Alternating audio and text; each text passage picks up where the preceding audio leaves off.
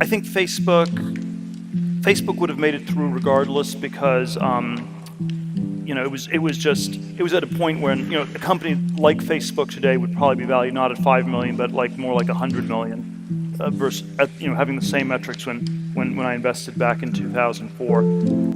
You invested at Facebook at a $5 million valuation. Yes, yeah.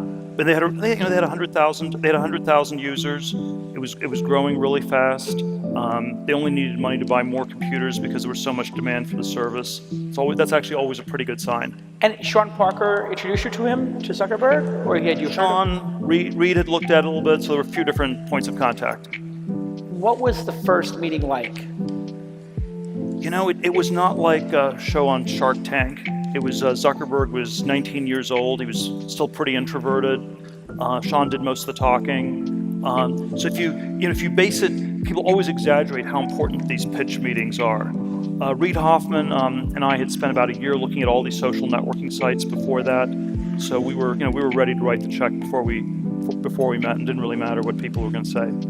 And what was it about that business that made you so convinced it would be a game changer? Because I remember at the time, we weren't all convinced. There was something you guys knew that we didn't know.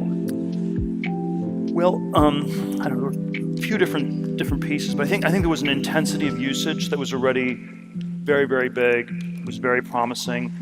It had all these network effects, which I think are never to be underestimated.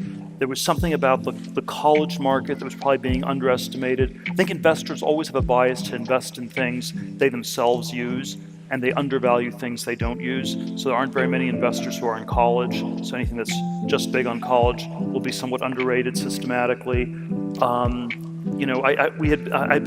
there was a bunch of different things that added up like that.